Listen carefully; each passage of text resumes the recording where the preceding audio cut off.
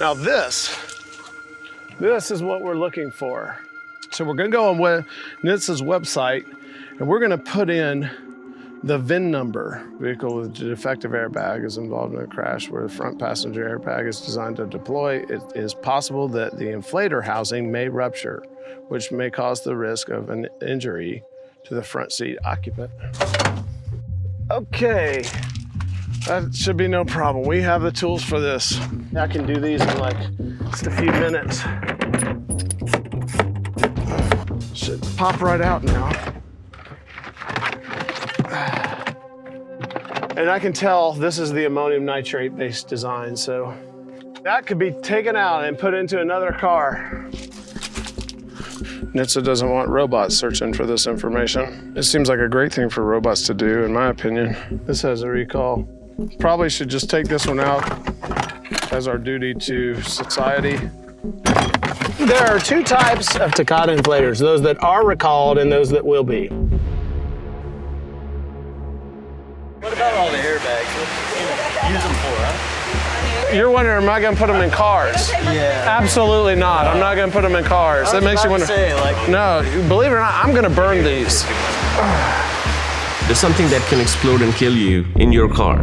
If one of these exploded a foot or two from your face, there's a significant chance it will kill you.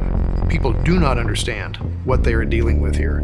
This is the device that's supposed to prevent you from being injured, yet it's what's killing people. Somebody could die today because of this. This morning, another person now dead because of faulty Takata airbags. Another highway death caused by a defective airbag made by the Japanese manufacturer Takata. Firing in 3, 2, 1.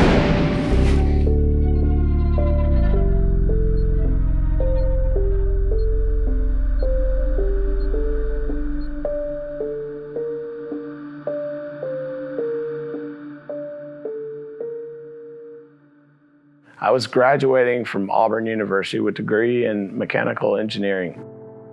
And I was interviewing for jobs, and one of those jobs was at Takata in LaGrange, Georgia. When I got there and I interviewed, I was impressed. It looked exciting. I liked the idea of working in the auto industry, interfacing with all the car companies, BMW, Honda, GM, Toyota, Ford.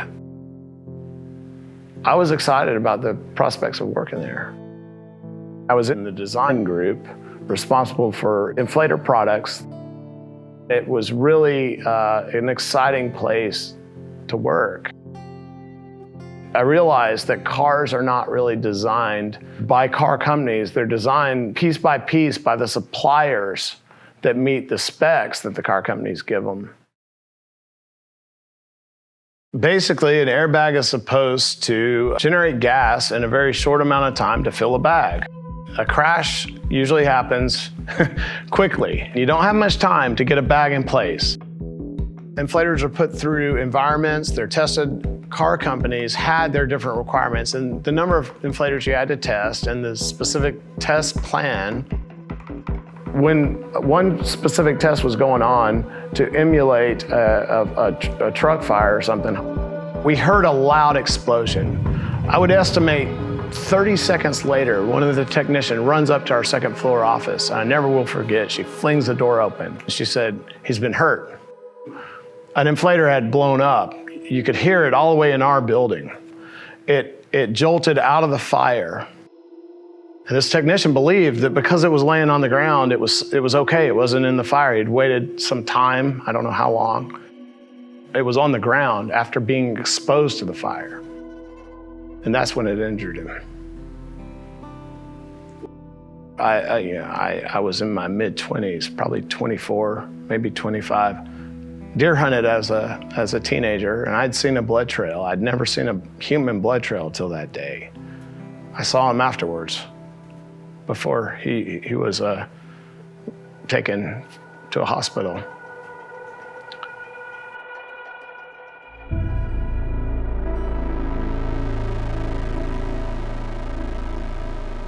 Might get a call from the test guy saying your parts are exploding, except that I was coached very early not to use that word. We did not use the word explode. I was told very early on it was called an energetic disassembly, an ED, and we were coached to stay away from the exploding word. But this was my first indication that things were wrong. We used to say in the industry, if you heard it, you're still alive. We could hear things weren't right, and then from that, we started digging into what was going on. So Kevin turned me loose to start investigating what was broken. In a failure investigation like this, you're on a quest for what's true. So sometimes you have to think out of the box to determine what is true, what's really going on. I could predict with equations and mathematical models the performance of any other inflator I had worked on prior to that. Nothing in this airbag inflator was behaving properly. They don't teach you about ammonium nitrate-based combustion and the application of a rocket. They do teach you in school how to solve problems. It was just a matter of persistence. I worked tirelessly. I worked till midnight sometimes on this, and it took me months to complete this. It wasn't something that just happened quickly. And one thing that motivated me to persist in it is that I knew it was a significant find. I knew it was huge. I would do the organization a disservice if I wasn't thorough in the investigation. Once I got my head around what I thought it was and what would explain it, it was just a matter of not letting go until I had everything I needed to prove, first to myself, what was wrong, and then ultimately to anyone else that needed to understand the significance of it. You put in propellant and it has energy. When it ignites, it produces gas. So when it releases energy at the wrong rate and there's too much of it, the inflator housing fractures. The propellant has a TNT equivalence of 80%, and there's as much as a third of a stick of dynamite or half a stick of dynamite wrapped in a steel housing. That's the auto industry's dirty secret. I summarized that in a report titled ERL-0144 Propellant Integrity Evaluation. The final summary of my report was that an official project needed to be opened to solve the problem of the defects in Takata's inflators. I was reporting to Kevin. Kevin presented it. The feedback from over Kevin's level was that it had to go away. I do remember, I have vivid memory of Kevin handing the report back to me. The organization would not hear it.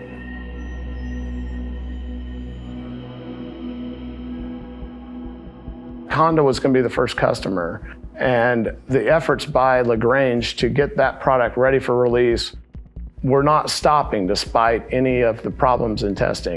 If anybody didn't believe this was a problem from this data, they were just blind to truth.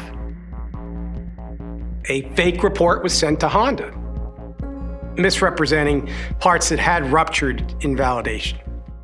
There were data points in that validation report that were taken out. We found them, we wrote the real report, and we distributed it to executive management. I would assume that that would bring things to a screeching halt. The agenda was to release this product no matter what. It was just what they wanted to do. It didn't matter whether it was broken or not. If you look at a lot of the Japanese management that would make some of these ultimate calls, and they've been with Takata in the 70s and the 80s, when it was strictly a textile company. And as they took on airbags, they became in charge of this. Then they have to pick their experts, who they're going to trust. They picked Paresh Kandadia, becoming the head of not only your chemical propellant development, the heart of an inflator, but the inflator itself, the device, the mechanical side, which he has no background for. He's a chemical engineer. Takata bought a bunch of companies. One was the facility in Moses Lake that was rocket research run, and they'd been working on ammonium nitrate for years. And with that came a bunch of patents. And he took those patents and he tweaked them. He owned the patents now and he tweaked them and came up with what he patented. And that was his claim to fame. I mean, he pushed the first ammonium nitrate propellant into high volume automotive production.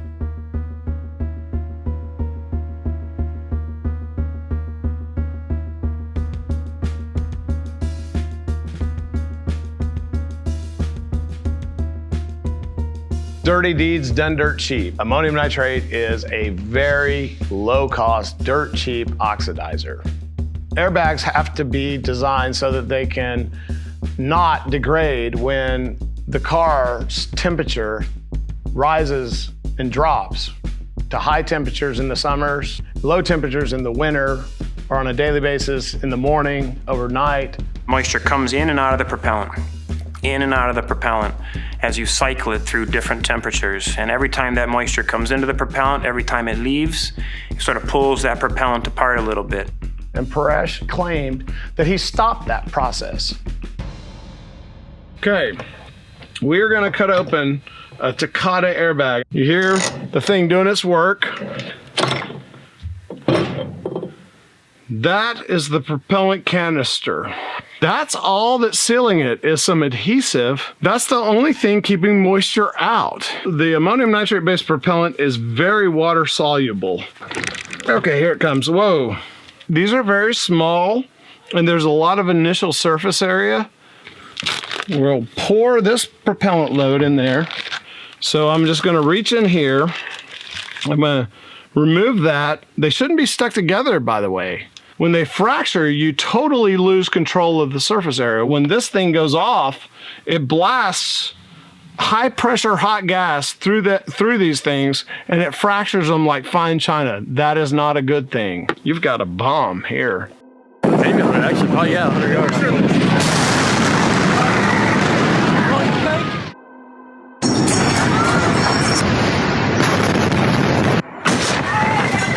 Ammonium nitrate has a very long history of being extremely dangerous, having temperature instability issues, of having moisture issues.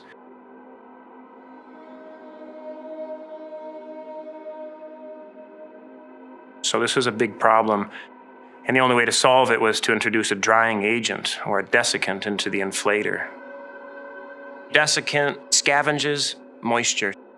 The same desiccant packets that are found in pill bottles or in shoe boxes.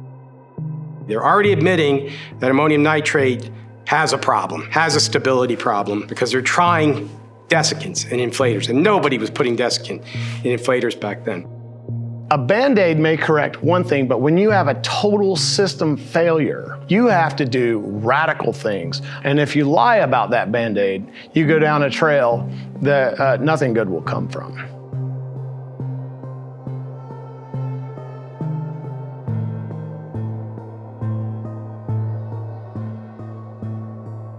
I heard from a program manager that parts had failed again, you know. Even though we had the desiccant in there, there were still some parts that had failed.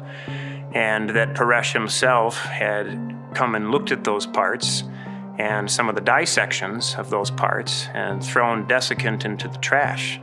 And the reason he threw desiccant in the trash was so he could claim that these inflators didn't have desiccant, and that's why they failed. They were built wrong.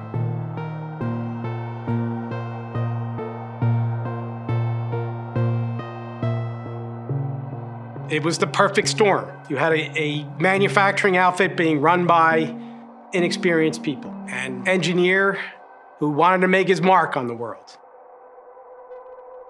pushing his technology. And you had the Japanese who would never disappoint their customer. And that perfect storm led to the big lie.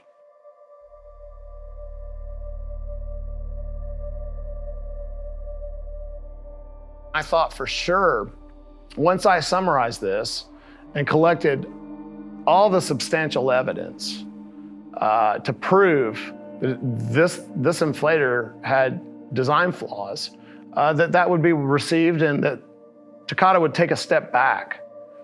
Instead, they shut down the office I was in and the lab. They shut that plant down because truth was coming out of it.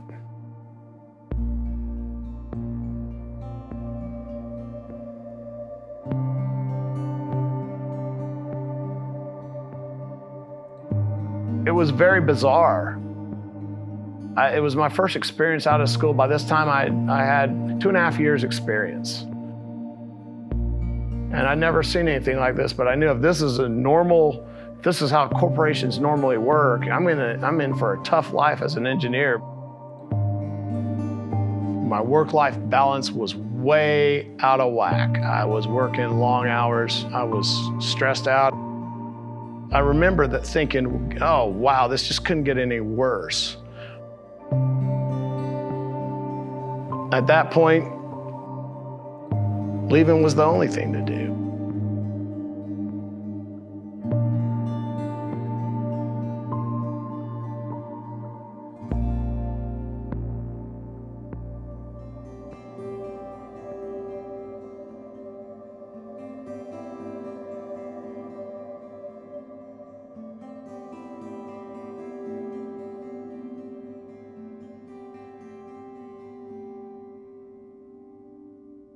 But when we first got there at the scene, it looked like a minor accident that everybody should have walked away and been fine. We couldn't figure out what was wrong with her, and literally we watched her life pass away in front of us.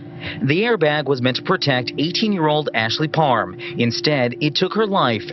When I heard about Ashley's death, I'd just come back from Disney World with my family.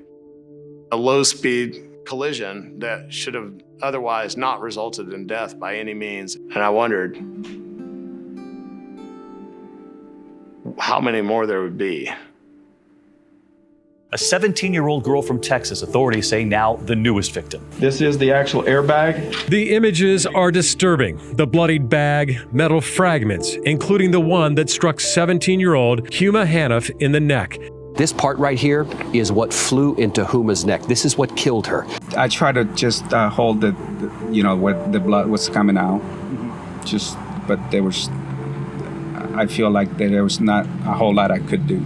Alexander Brangman's daughter, Jewel, was killed when a defective airbag exploded during a crash. The 26-year-old was driving a rental car with no idea inside her dash was a ticking time bomb.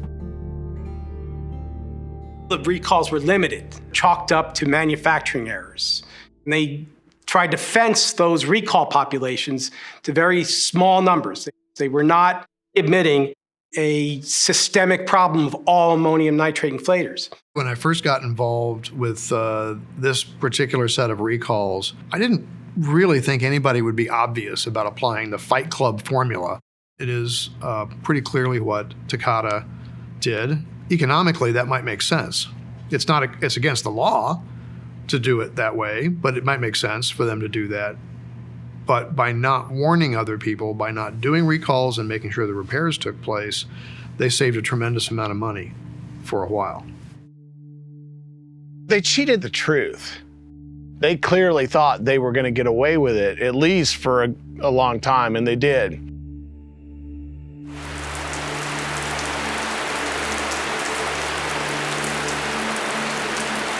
I was driving home, and it was during a storm, and unfortunately during the storm there was a power outage, so it was hard to see people coming at me, driving next to me and whatnot. But while I was driving, a car turned out in front of me, so I ended up colliding with them. Just like a typical fender bender, but it did cause enough impact for my airbags to deploy.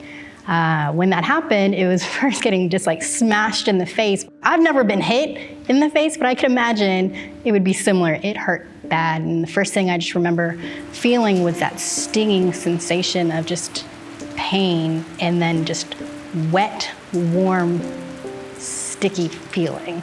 And it was because there was a whole bunch of blood all over me.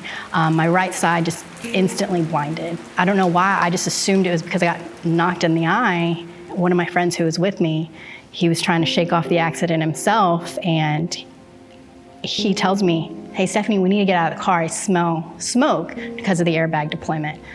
I was like, I can't move. I don't think I can. And he turns and looks to me, and the thing he says is just, "Oh my God."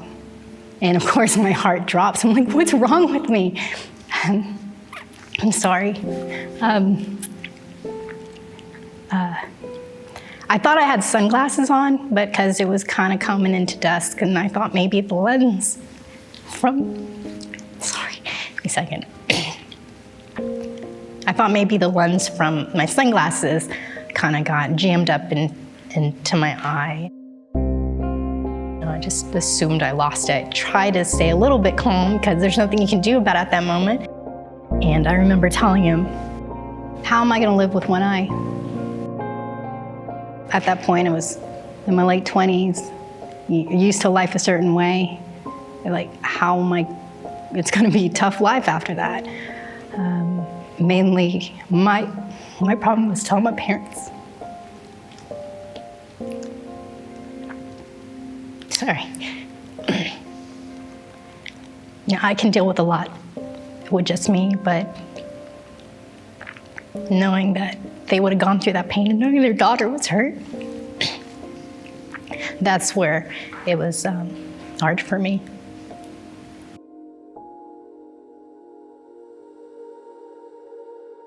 We have evidence of reports dating back to 2000 from engineers within Takata that show that the company was on notice, even before these inflators were introduced into the stream of commerce, that there could, and in fact, in all probability, would be the exact problems that consumers experienced.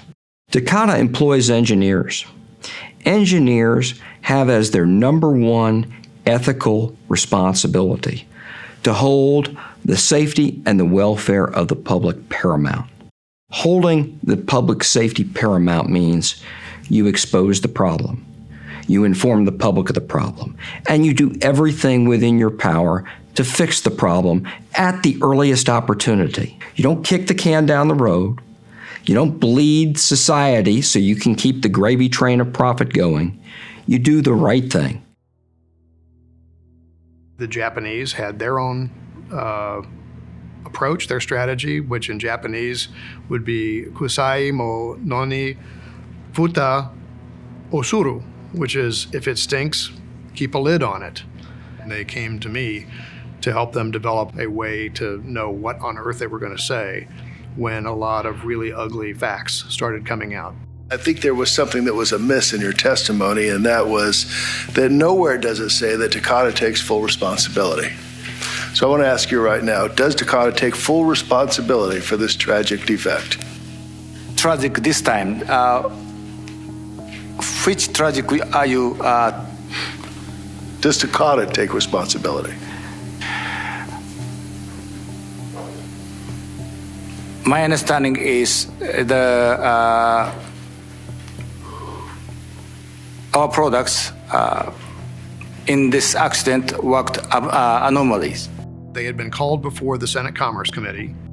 I had told them that you need to send an American executive in and had reiterated to them, you'd better be prepared to tell the truth, to take responsibility for what happened. They basically did the exact opposite of everything I recommended to them.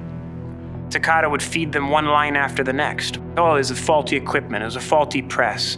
So they could keep isolating it, find some excuse to isolate the amount. These companies should have done everything they could. They claimed that they notified customers as soon as they found out about the problem, that they expanded the recalls as they learned about each set of additional potentially affected vehicles as soon as they could. I believe that the facts show differently. I asked the committee to do everything in its power to make sure every vehicle with the defective airbags is made safe. Thank you. We will do that, Lieutenant. Thank you, sir. You have our promise.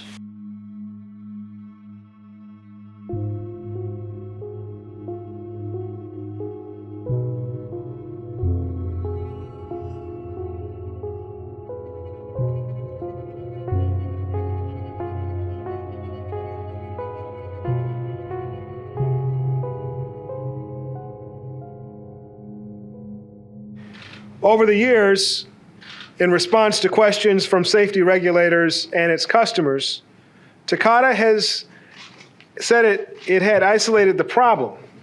It said it had uncovered the mistakes that led to ruptures and that it had pledged that its products were safe.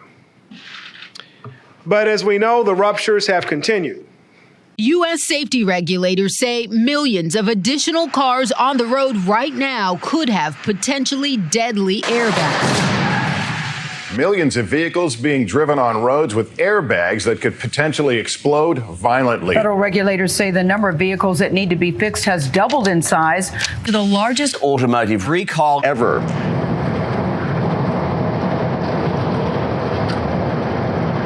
I saw the news of the biggest recall in, automotive history. I could just imagine millions of these things in the field. So I stopped by a couple car dealerships on my way home from work one afternoon.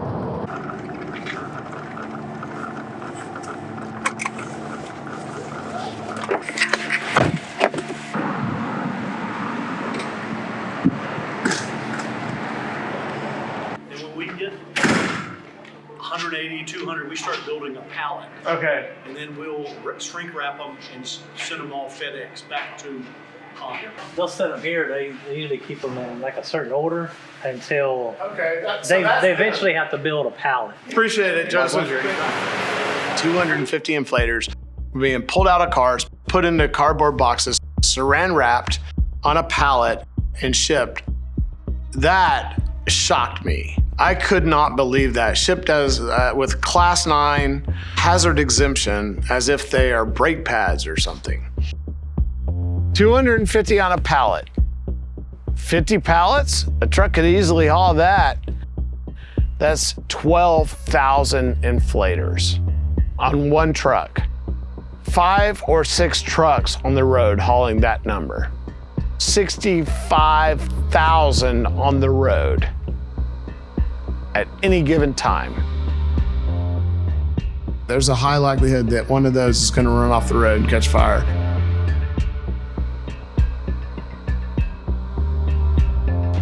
It is totally ridiculous that the companies are allowed to ship explosive inflators like they were paper towels. Yet my wife and my kids are driving next to big 80,000-pound 18-wheelers that in the back of that 53-foot trailer have tens of thousands of pounds of these inflators in them.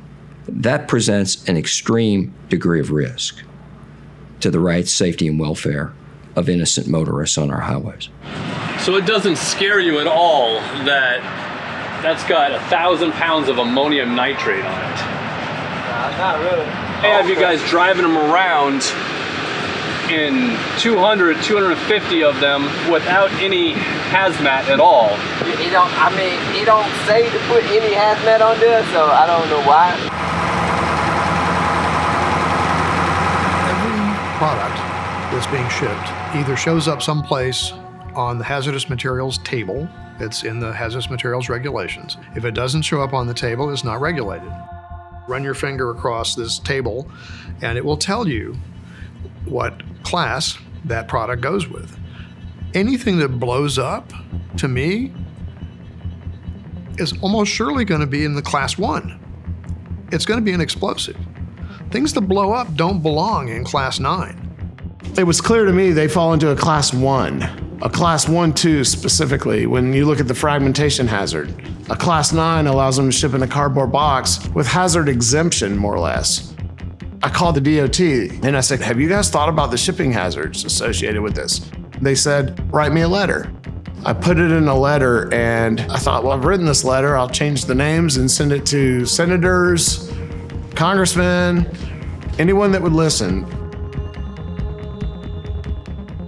The Senate Commerce Committee asked me to come up and discuss my concerns. I was excited because it's an opportunity to not only share my report, but also share concerns about a truck explosion. I felt this relief because somebody in authority was now going to solve this problem. I wasn't going to have to worry about it again. I had a series of follow-up conference calls. In one of those calls, they shared with me that they didn't even have $10,000 to do the test. How you would go about proving what class something fits in would be first to look at the manual. If there's really any question about it, you can do your own tests. If the test was going to get done, I was going to have to do it myself with my own money.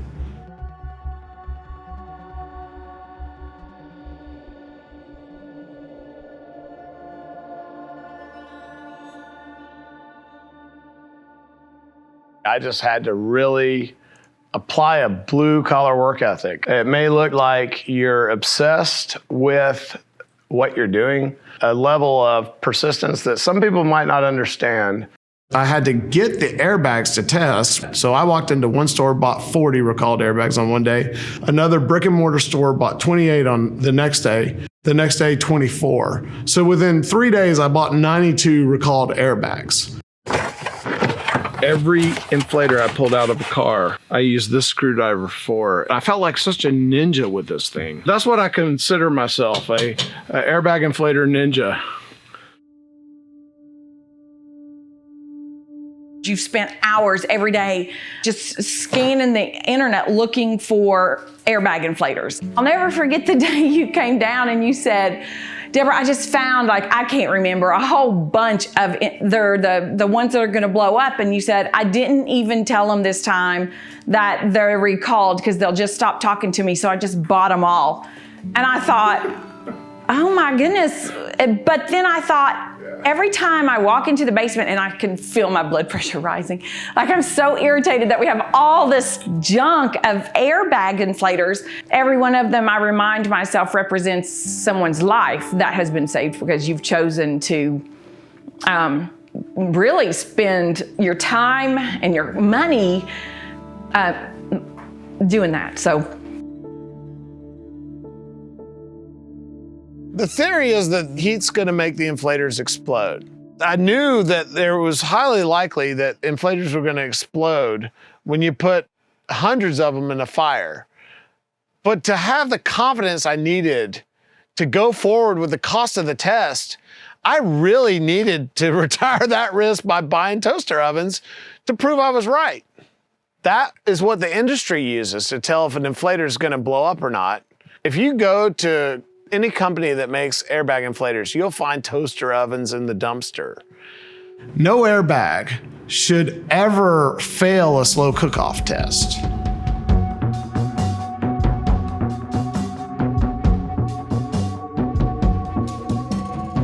We are going to test inflator in the oven in a trash can, a steel trash can. We're just going to place the inflator in the oven. Place the oven in the trash can. It'll probably take 45 minutes.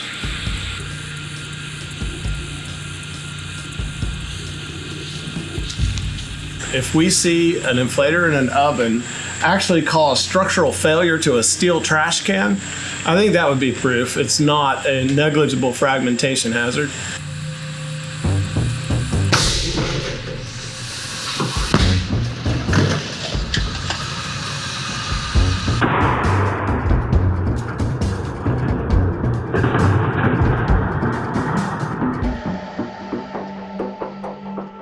The inflator fragmented, shot out like a bullet that punched through the trash can.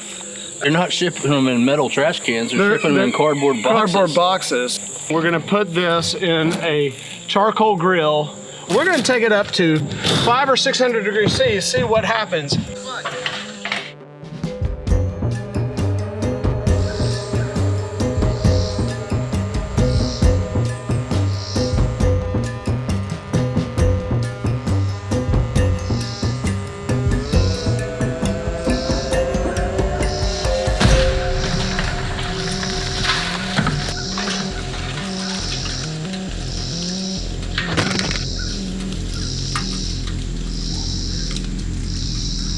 I don't know where the inflator is. It fragmented it. The fire's full of inflator filter. Look at this. Look at the GoPro.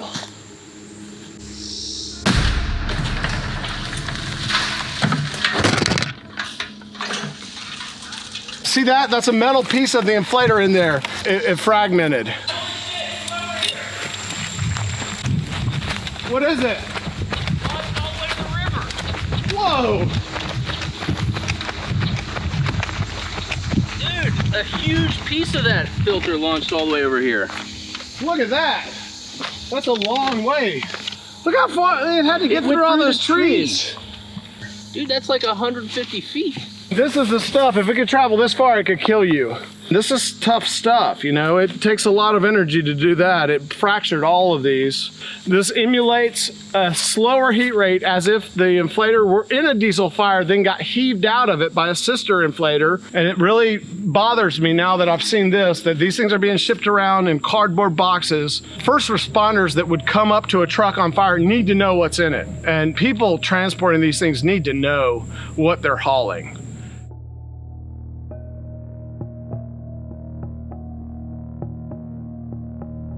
If we think about the 53-foot box trailer being pulled by an 18-wheeler full of airbag inflators, we're talking about, what, maybe 5-10 times the amount of explosive that was involved in the Oklahoma City bombing. I mean, we're talking about an amount of explosives that can wipe out a city block for the most part. Yet, it's not regulated any more than a load full of paper towels or toilet paper that's being pulled by the same truck. Does that seem right to you?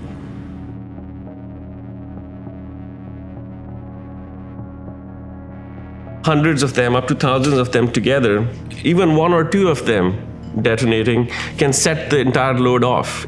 It's a giant vehicle-borne IED is what it is. It's just a big recipe for disaster. I've told John so many times that he didn't have to have a midlife crisis. God gave him this. It's kept him focused and excited. Again, it has to be God-given because he did not give it to me, and I would have written my letter and moved on. He's doing what he's supposed to do. When I see that the data supports what my theory was, I feel like I'm on the right track. After seeing that the slow cook-off proved these inflators are a fragmentation hazard, I knew the bonfire test, or heaven forbid, a truck hauling inflators that would be a real bonfire scenario, was a real risk. I'm about to start what I'm gonna call Project Cage the Elephant. And that is a code name for a cage designed to house the called airbag inflator suspect of blowing up. I didn't want to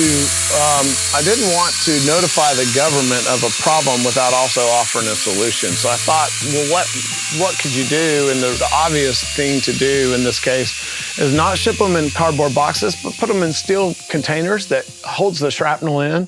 That would fix the problem. He would spend hours and hours in the basement with the kids being at school. They would go days without seeing him, even though the house is not big, it's a small house. Our goal was to use the money to buy a house in the better school zone, but we weren't able to do that. You know, that's the money out of our pocket. So, I mean, what do you say about it? What can you do? It is what it is. We just move on.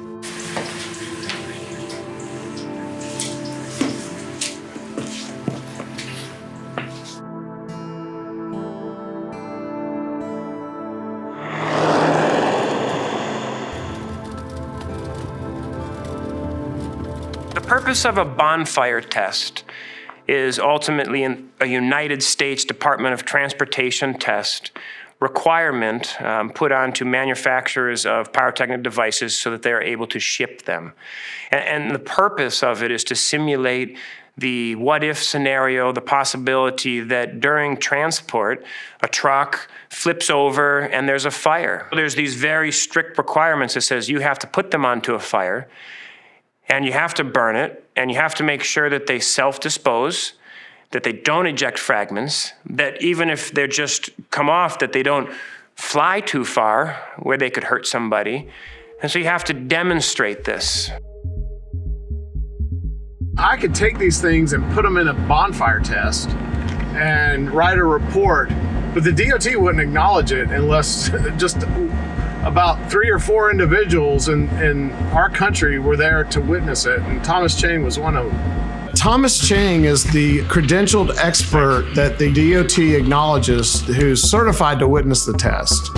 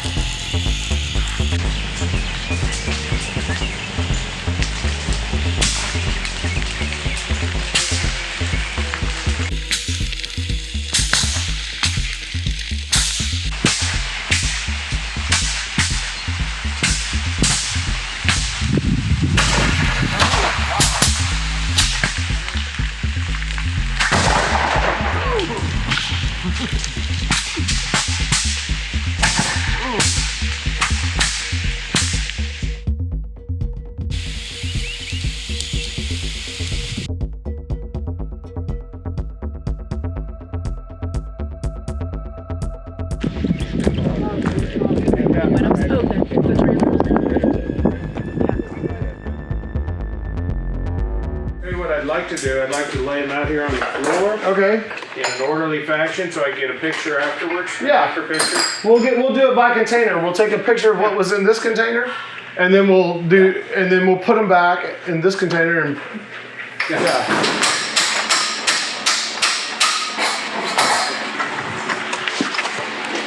There you go. Thank you. So how many do we have in the other? How many passengers? Coming up. 2, 4, 8. There should be a total of 157. So I have 63 intact PSPIs, 4 intact SPIs, 47 PSDIs, 3 of which are fragmented. We put 157 airbag inflators into the fire. Between 5 and 10% blew up like pipe bombs or hand grenades. So much so on the small container that it bent the rebar. If you're shipping 250 on a pallet and you have them in cardboard boxes, more would have blown up because the ones that are heaved out of the fire heat at a slower rate. They are more dangerous once they've been subjected to the fire. Bystanders could believe they're out of harm's way when those things start deploying like hand grenades. That's essentially what happened at Takata during the test that injured a technician because the inflator exploded. Thomas wrote a report that witnessed the test, and he wrote about what he saw. And one of the things he wrote is, these do not qualify for Class 9. That is written in his report. I've never seen the DOT go against Thomas's recommendations.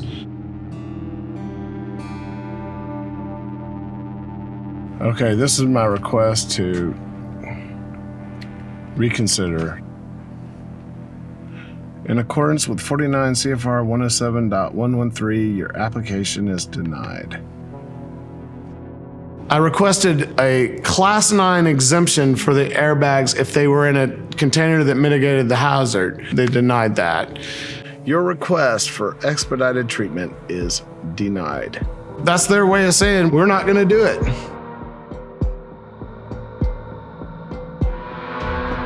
La ambulancia. ¿Quiere que le hablemos a alguien, señor? Ya le hablaron. Sí. No les van a dejar pasar. ¿De dónde viene?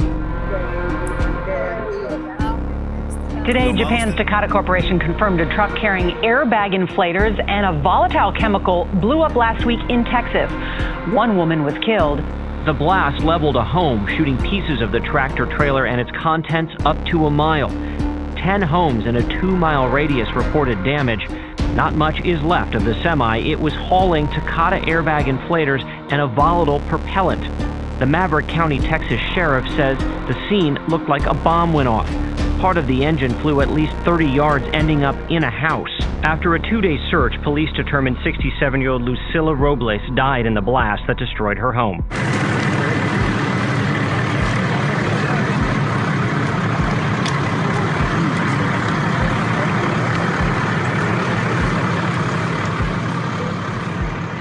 made me sick to my stomach when I actually saw the news.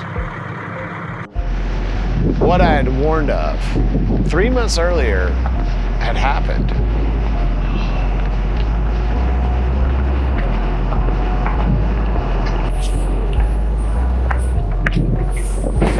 Wanted to know if Don Berger was available. I didn't have an appointment with him. I originally had one with somebody that worked for him, but I just wanted to stop by on the off chance he was in the office. He said he probably would not be in the office, but is there any way you could bring him and see if he's here? I think that you might want to use a courtesy form.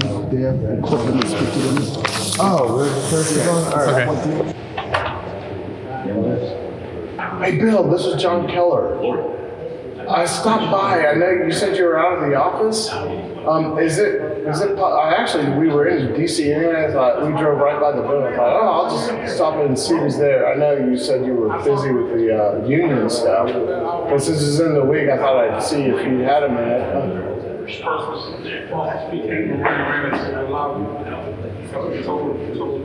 Okay, so are you tied up today? All right. No problem. Well, thank you anyway, and I just thought it wouldn't hurt. I appreciate it. You too. Bye. I got the message. We are not accessible, is what I gather.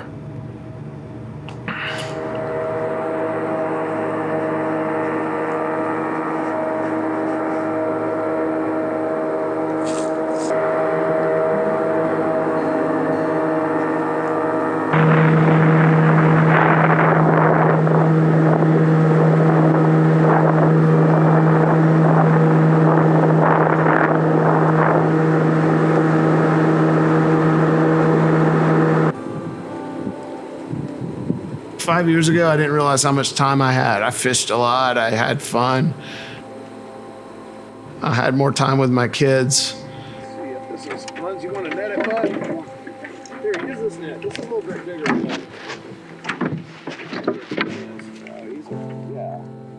The first house I sold, I was planning to move and get my kids to the better area of town. And I realized I wasn't going to be able to do that. I couldn't buy hundreds of airbags and subject them to testing and do that. So we had to make the decision not to move. I sold that house and spent the money on airbags. I really started wrestling with God about whether or not he made me to be an engineer. Was this really what I should be doing? I just started thinking maybe I would do better in sales or something. It seemed like it would be maybe a better life.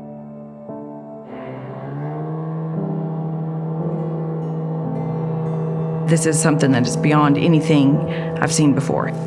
I would have quit a long time ago. I can't fathom working on something and just like going up against big entities that they do not care what you think or what you say or how much you say it. They've moved on. They really have moved on, and he has not. I don't know, how do you keep on? It's inside of them.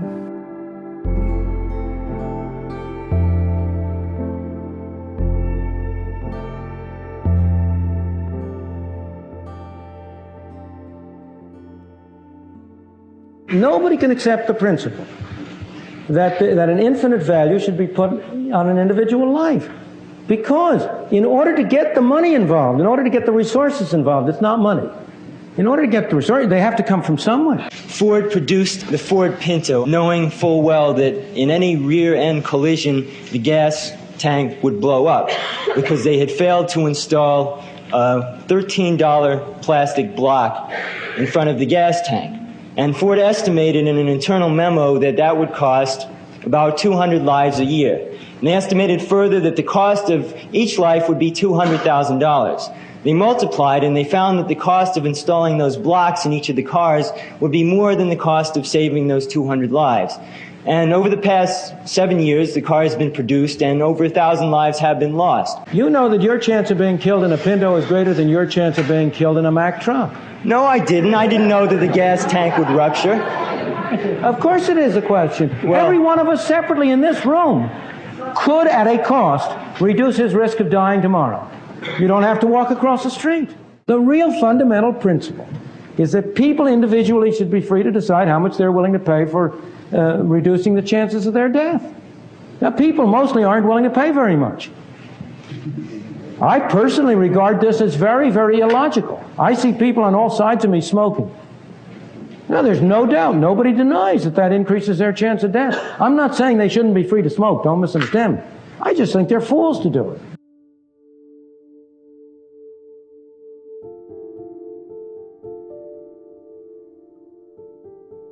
Sometimes we're asked how much money is a human life worth? And that's a very difficult question to answer.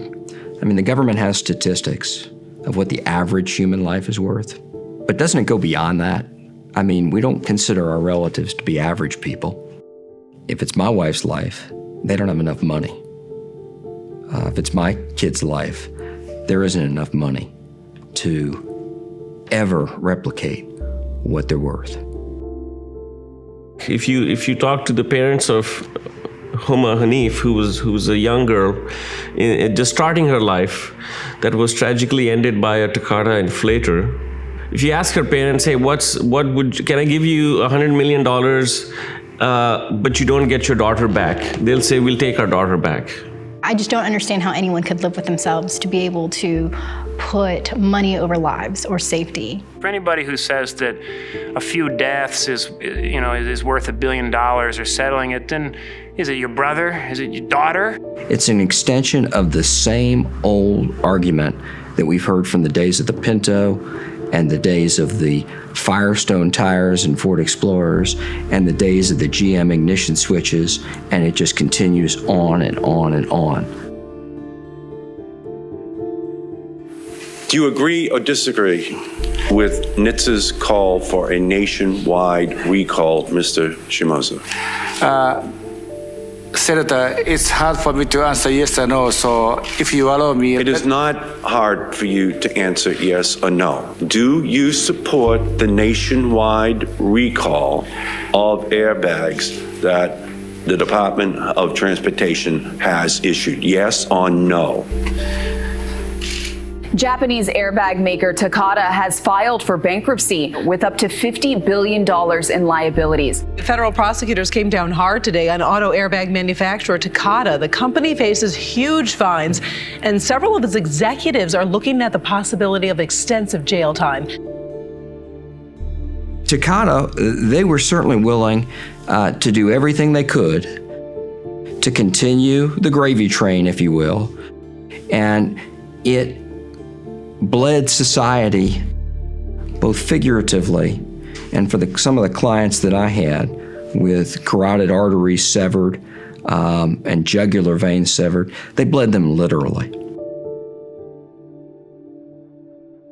This morning, another person now dead because of faulty Takata airbags. That woman in California died after her airbag inflator exploded during a crash, sending metal fragments into the car. A faulty Takata airbag responsible for yet another death. The 24th known person worldwide to die in connection to an exploding Takata airbag inflator. I want to show you all of these killed by exploding airbags just in the U.S. alone. There are still millions of dangerous and potentially deadly airbags on the road. It's the largest automotive safety problem that's ever existed.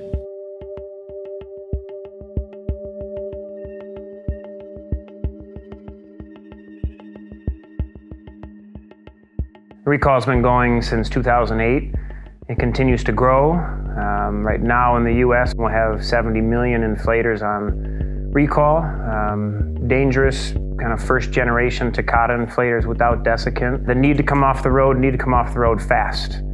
There's a kind of distinction point, pre-desiccant and post-desiccant, and right now we've recalled all the non-desiccated inflators, which are definitely the most dangerous, the soonest. But there's other inflators out there with desiccant that are a big problem. We should never trust Takata built them right or didn't fraudulently ship them. There's ultimately a fraudulent company that should not have been in the business of making airbags, and these other inflators that are out there are certainly going to have casualties and injuries from them. NHTSA needs to publish a list of every vehicle that has a Takata ammonium nitrate inflator in it. Whether it's desiccated or undesiccated, the driving public deserves to know. People are not getting warned. All of the statistics I have seen, all of the information that's available indicates that people do not understand what they are dealing with here.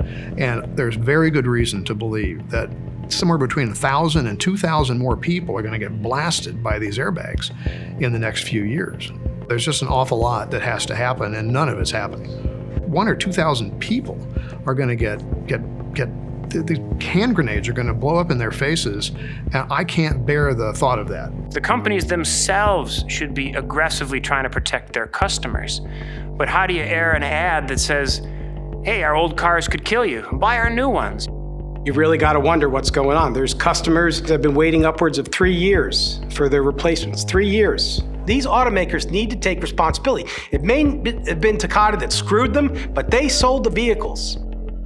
We know that the auto industry isn't doing everything in their power to get these vehicles off the road because the vehicles are still on the road. We also know that the replacement inflators may, very likely will, have similar problems in years into the future.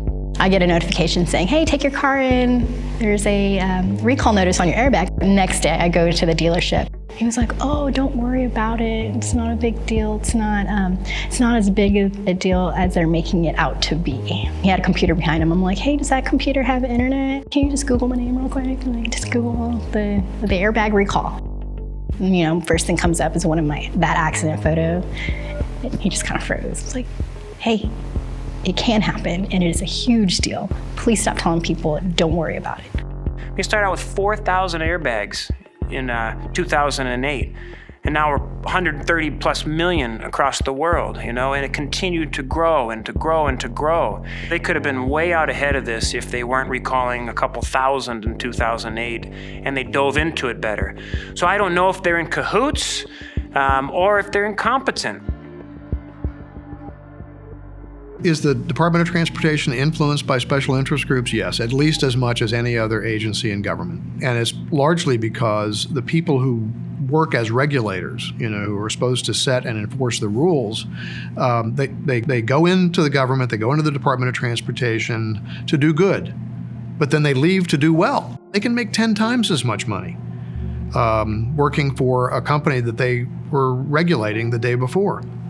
Particularly in the Takata situation, you had multiple former secretaries of transportation, multiple former administrators of the National Highway Traffic Safety Administration, perfectly willing to accept consulting fees to create what they called a quality assurance panel. A proposal from a former Secretary of Transportation landed on Shigesa Takata's desk, told the chairman of the company that the only thing they needed to do was to recruit more allies and confidants in Washington. Never said a word about doing anything to save anybody's life or anything else. It was just, you need more allies and confidants, and if you write me a check, and if you're prepared to write checks to those folks, I will go find them for you. And within a few days, they had signed up 2 other former secretaries of transportation and 4 former NHTSA administrators who put their names on that quality assurance panel that I mentioned earlier. And that's how the system works.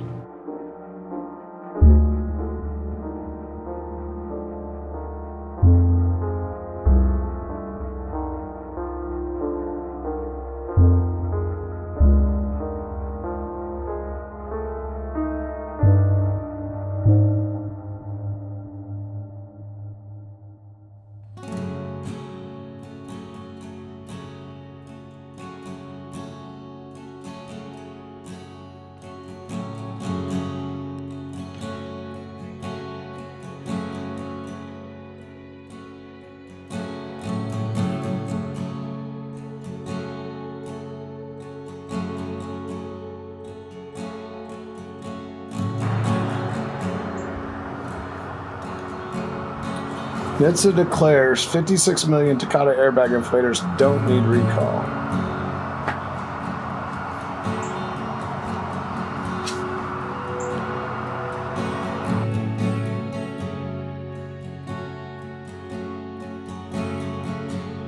It stresses me out having all those inflators down there just everywhere. Drives me crazy. My dream was, of course, to have the basement finished up for the kids to have, you know, a place to play, and instead it's a mess. But I would never ask him to quit. Since I met him, I can think of no time in all these years that he has ever thought of something or felt passionate about something that he needed to do or he felt like needed to be done that he didn't make happen.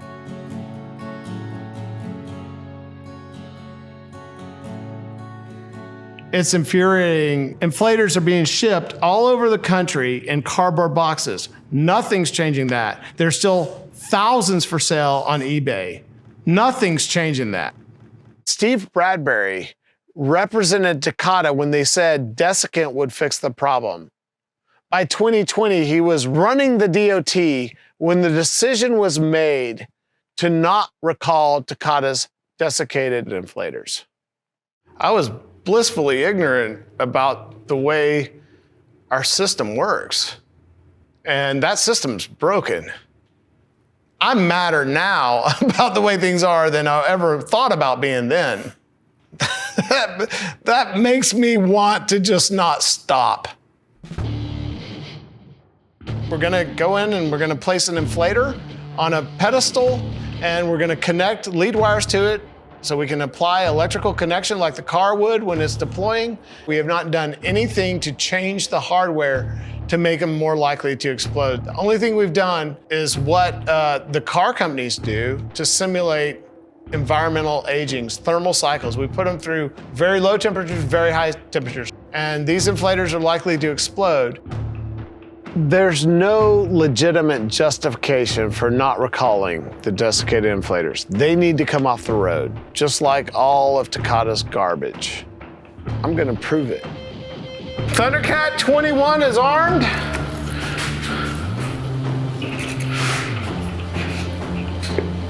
Firing in 3, 2, 1.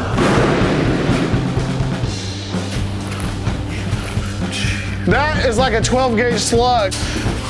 As I've learned more information about this problem, I've known I was uniquely equipped to do something. That's what I've learned since this started. Firing in 3, 2, 1.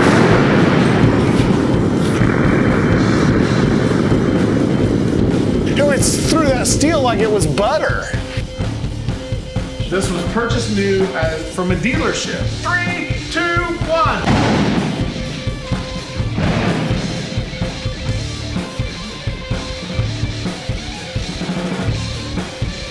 Three, two, one.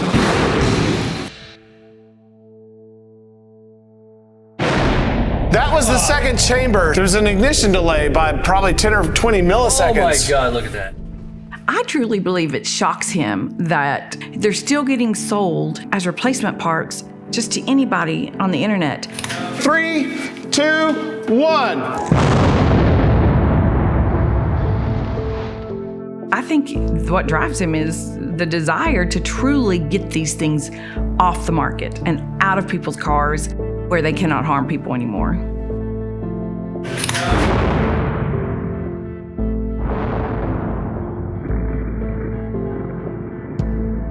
When the government is just as involved in the cover-up and not stopping it, it makes you so sad because you know they know. And you think, well, our government cares. They're going to do something about this. They're not going to continue this to allow this to occur.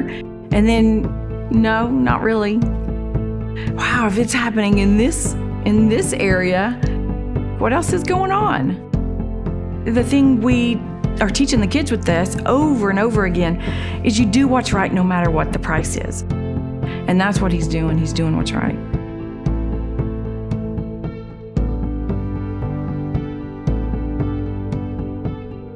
I'm not confused about what God made me to do. I'm an engineer.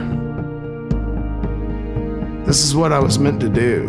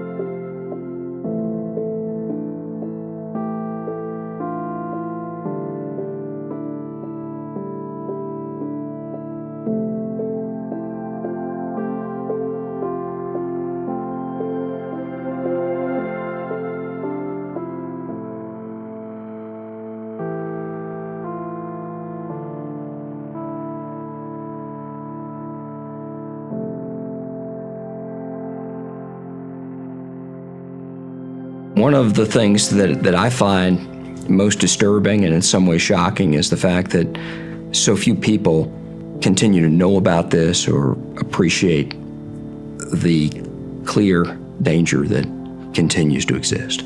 The call to action is to tell people, your airbag could kill you.